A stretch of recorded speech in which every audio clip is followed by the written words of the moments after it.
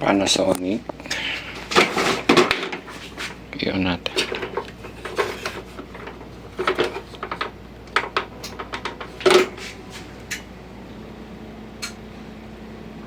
H11 ang error nito. Tingnan natin yung board.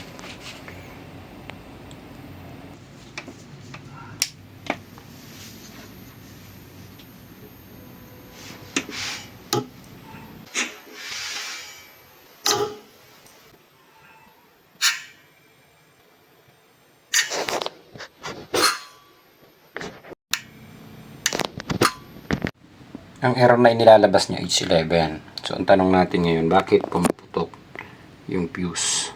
Ayan. So, ito yung gagawin natin ng video and ituturo natin kung ano yung mga possible na problema sa H11 at kung bakit pumuputok yung pinaka-fuse niya.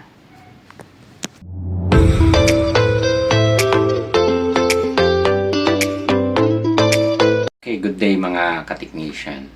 So, meron akong issue lang na ipapakita sa inyo. Panasonic siya. Ang error niya, H11. So, ang H11, alam natin na ang problema niyan is communication between indoor and outdoor. Pwedeng nasa indoor ang sira, pwedeng nasa outdoor.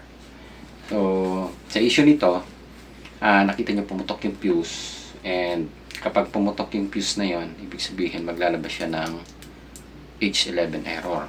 So, madali nating nakita dahil pumutok yung fuse. So, ngayon, ang tanong, bakit pumuputok yung fuse na yon? Okay, so doon papasok yung pag-analyze natin ng problema.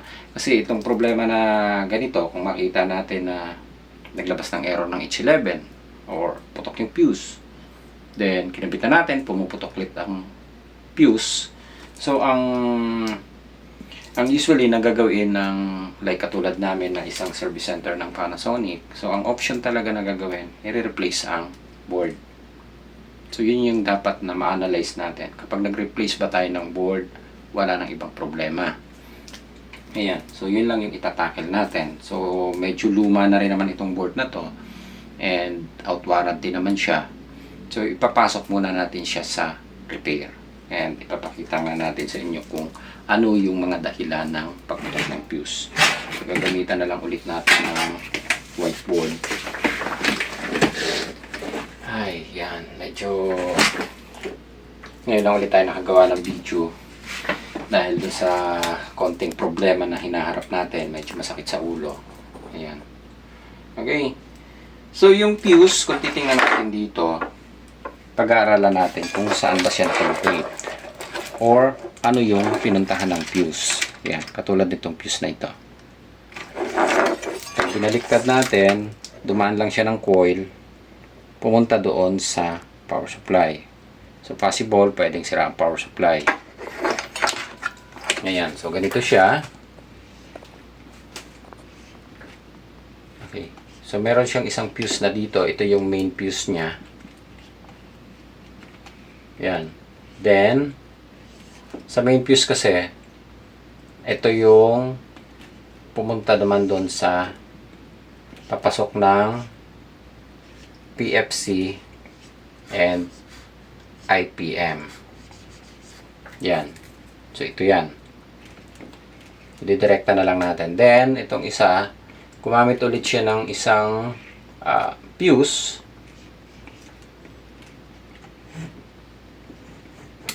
Yan. Fuse naman na ito is papunta na sa power supply. So, ida-direct na lang natin ito So, dumaan lang ito ng coil. Dito na natin ilagay yung coil. Yan. Tapos, neutral. Tapos, line. Okay?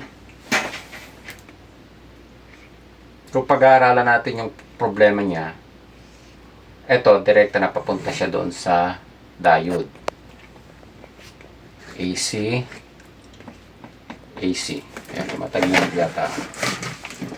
Okay, so dito na natin ilagay yung negative. Dito yung positive. Then, yung out na ito, positive and negative, ito na yung papunta sa regulator. Ayan, regulator ng power supply. So, nagkahiwalay siya. Gumamit siya ng dalawang fuse. Ang pumuputok na fuse is ito. Okay. So, i-check natin. Possible. Ito yan eh. Pag tinignan natin yung board,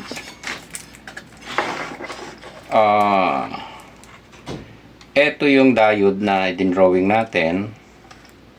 Then, positive, negative, papunta doon sa regulator. Yan. Ngayon, ito yung hahanapin natin kung may shorted tayo doon sa regulator. So, madali nyo makikita ang shorted ng regulator. Tingnan nyo lang tong capacitor na to. Pag tinester nyo to dito, resistance, positive, negative. Kapag may short siya, ibig sabihin yan, ipuputok niya na kagad to. And ang possible na sira, papunta na sa regulator. Yan yung medyo complicated na, or kung kaya nyo magpalit ng regulator, pwede naman siyang palitan. Kung may makukuha kayo, mas maganda, original may kabit nyo. Ayan. Ngayon, kung ang problema nyo is buo siya, buo din ang regulator, ano pa yung possible na puntahan? Bakit pinuputok yung fuse natin? Ito. Dito papasok yung dapat may analyze nyo kung ano pa yung possible problema. Katulad nyan, kung good ang power supply natin, ano yung ibang problema na pwedeng puntahan. Okay, so sa sitwasyon nito, papasok siya sa pan motor. Ang pan motor niya, AC naman siya. Ayan. So dito rin siya kumuha ng supply. Pan natin, dito siya kumuha. Line, at saka neutral din. So, i-direct na natin ha. Bumaba siya dito. And, ito yung pan motor. So, ang pan motor natin, may tatlong linya.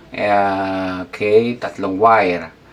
So, connected ng capacitor.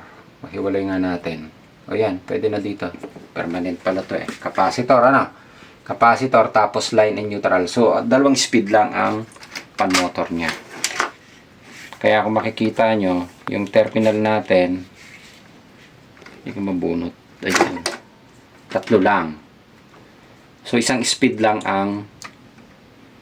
ang tawag dito, yung ating pan motor. Para mas madali natin maintindihan. Tatanggalin ko na tong sa regulator kasi sa papunta sa regulator. Babaguhin lang natin para mas maintindihan natin.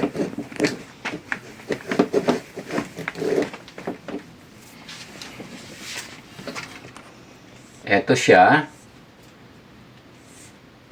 Okay, so ito rin yung power supply. Gawin na lang natin power supply to ha. Yan yung power supply natin. Then yung pan natin, gumamit siya ng ito. Then bago yan makarating dito, sa ating pan, meron siyang relay switch. Yan. Okay? Relay. Papunta doon sa ating pan. Then, yung capacitor. Okay, so sabihin natin dito nakalagay ang capacitor natin. Capacitor. So, ito yan eh. Pag tinignan nyo dito sa board natin, ito yun, 1.8 microfarad. Tapos, ito yung tatlong linya. Ayan. So, makikita nyo dito, sa pwesto natin, itong piece na ito, hindi dito siya dumaan. Dito. So, ibig sabihin, kapag ka nagkaroon tayo ng short dito, sa pan motor, yun din ang sintomas. Mababasted to, mapuputol. Ayun. So, yun yung ginagano natin na dapat ma-analyze nyo.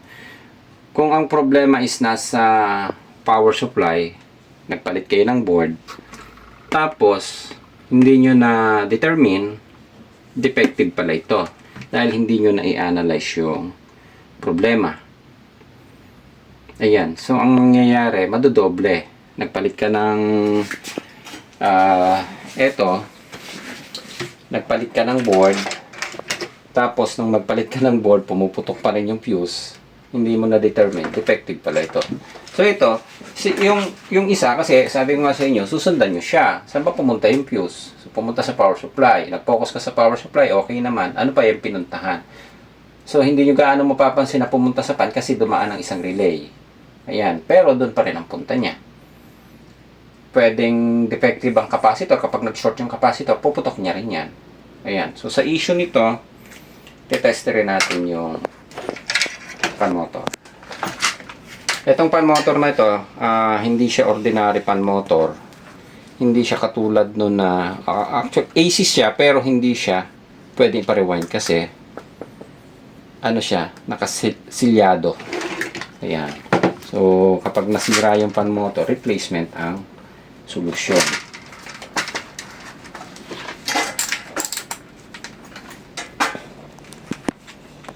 Ayan. So, i-check nyo na siya. Kukunin nyo yung kung saan pumunta yung line in neutral and yung capacitor. Katulad nito, tingnan nyo yung resistance. Ayan. 7.6 ohms. So, masyado siyang pataas. Ay, mababa. Shorted na siya. Then, ang capacitor line natin, ayan, 206 ohms. Compare nyo dun sa line natin, line in neutral natin, 7.5 ohms na lang. So, shorted siya. Ibig sabihin, kapag ikinabit natin siya dito, ang matitester natin, shorted. So, hindi mo siya kaagad makikita kasi nga, dumaan siya doon sa relay. Kapag ka-tinester nyo siya from line neutral, hindi nyo makikita yung shorted kasi dumaan siya doon sa relay na yan. Ngayon, kung nakaswitch na yung relay, pag nag-switch yung relay, saka lang puputok yung fuse. Ayun, kaya nakita nyo kanina, bago siya pumutok, nag-on muna siya bago niya pinutok. Ayun, so ang problema natin, nandoon. Kaya yun sabi ko sa inyo, dapat alam nyong i-analyze.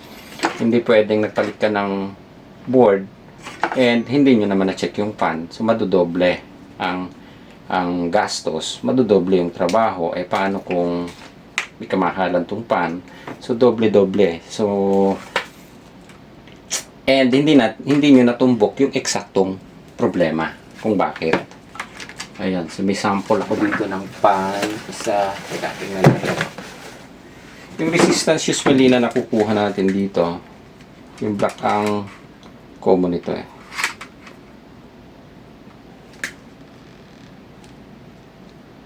1.2 ang high blue. Ayan o. Nasa 298 ohms.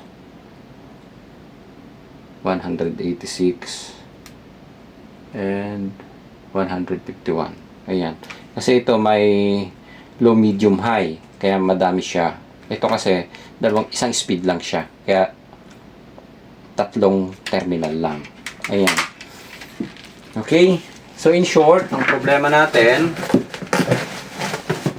etong, tawag dito, pan motor, defective. So, kung defective yung pan motor natin, katulad niya, na-tester na natin, kapag gano'n ang kataas ang resistance niya, kababa, sorry, kasi baliktad sa analog to eh. Kapag ganito nakababa yung resistance, makikita nyo, defective, pagdudahan nyo na. Then, makikita nyo naman din dito sa board, kung ang pinuntahan niya is regulator, wala naman kayong nakitang shorted, ano pa yung possible na puntahan. So, dadalwa naman ang pinuntahan niya eh. Papunta ng regulator and papunta ng pan. So, kung okay ang regulator, ay di malamang nandun sa pan. Okay. Ang gagawin natin ngayon muna, kakabitan natin ang fuse and susubukan nating paandarin dito sa, nandito ang unit niya, nasa ilalim ko. Ayan, so i-assemble ko lang siya. So yung fuse niya is 3.5. 3.5 lang siya. Meron niya tatayang stock dito.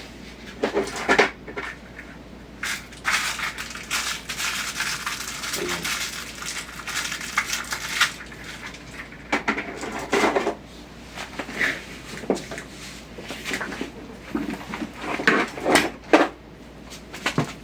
Ito siya, yung fuse niya. Yung pumutok kanina.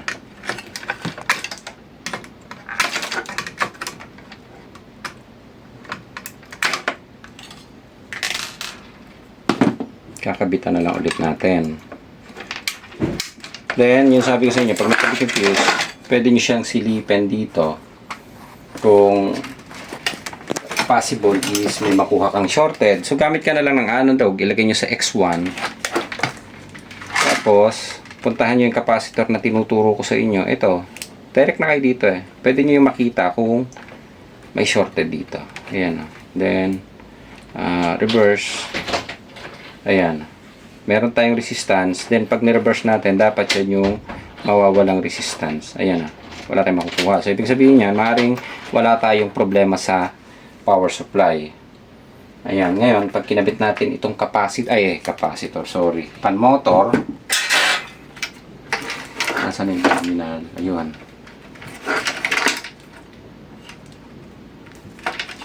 Dito.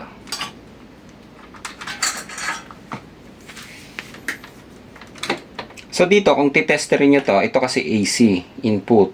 Pag may nakuha kang shortage dyan, puputok talaga yan. Pero hindi nyo pa siya makukuha dito eh. Ayan wala kayong makukuha ang shorted pa rin dyan. Pero, nasa na yan? Ito yung 1, 2, 3. Ito yung capacitor. Tapos, ito yung relay Ito yung section ng relay. Yan. So, dapat magkakaroon pa o magsuswitch pa ito para makita nyo. Itong dalawang terminal na ito. Yan. So, ito yung switch ng relay. So, kapag hindi siya nag-switch, hindi nyo siya makikita. So, doon na tayo pupunta sa pinaka-switch niya sa unahan. Tapos, tingnan nyo yung resistance. Ayan, meron yan. Yan kapag ginamitan natin ng buzzer.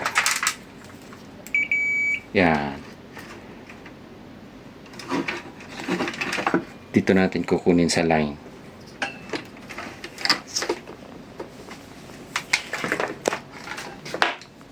Ito. Papasok yan dito ng diretso niyan eh. Yan Ito isa. Yan. So kapag nakuhanan yung shorty dito, puputok yan. So kung dito, papasok nga doon sa isang fuse na yon, ito yan eh. Yan. Ito yan yung shorted. Pag dito nyo tinester, wala yan. Kasi hindi pa nagsuswitch yung relay. So makukuha nyo lang yung shorted niya kapag nag-on na yung pan motor. Ayun. Ito yung relay na nasa ilalim. Yan. Kapag nag-switch yung relay na yan, saka pa lang puputokin yung fuse. Kasi saka pa niya lang madidetect yung shorted na pan motor. Ayun. So yung ganun lang naman kasimple.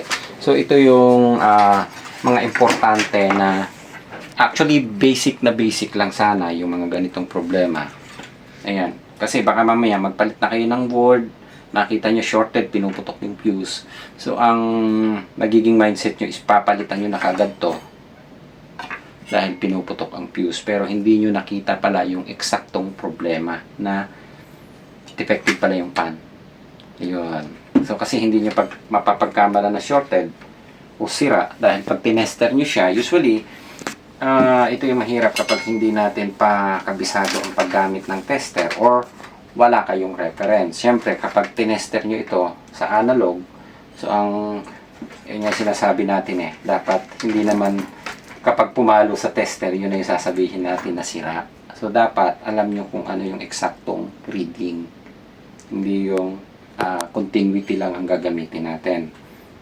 Ayan. So, kapag nakita nyo na shorted to and hindi siya common, pwede naman kayo humanap ng ibang pan.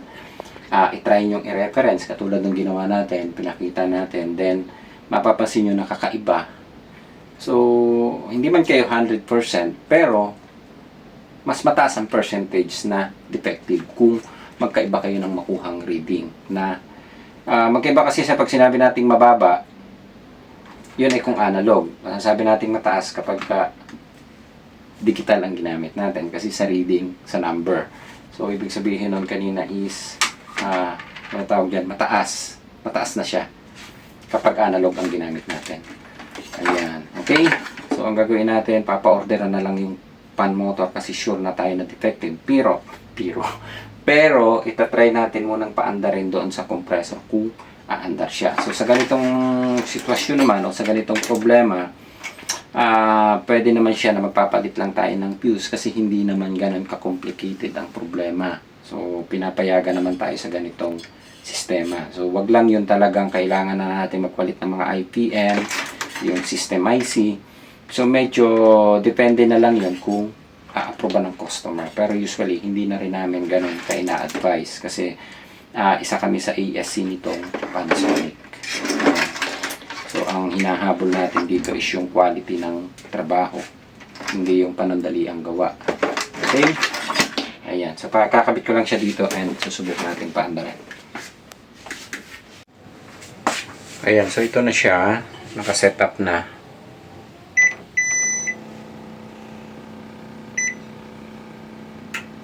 Ayan. So, ito yung outdoor niya. Sinetup ko na rin. Yung output ng pan motor, ito yan So, hindi ko na kinabit. Antayin natin na mag-start. So, dapat magkakaroon ng dito natin lalagay. Dapat itong output na to magkakaroon ng 220. So, ito yung papasok doon sa pan motor natin. Ayan, mamonitor lang natin.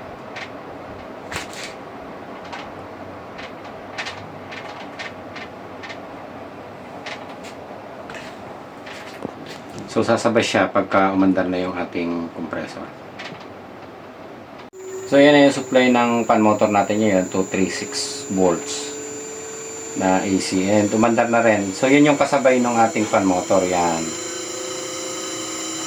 Okay. Ito na siya. So, umandar na siya.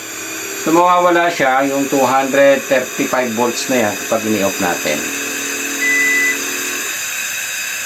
Yan. So, kapag huminto na yung fan, mawawala na siya.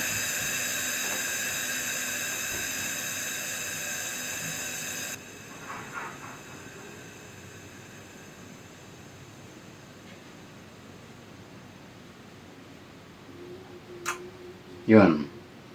So, nag-switch na yung relay. So, wala na yung supply na 236 volts kanina. Ayan. So, yun, yung ginagano ko sa inyo, ito yung dalawang line na to. Yung yellow at saka blue. So, dito sa ating fan motor, ayan. Yung yellow and blue. So, yung line ay yung common at saka yung line natin. So, kapag ka nag-short yan, ibig sabihin, puputokin niya yung fuse kasi short yung line na papasok dito. So, pinoprotect niya.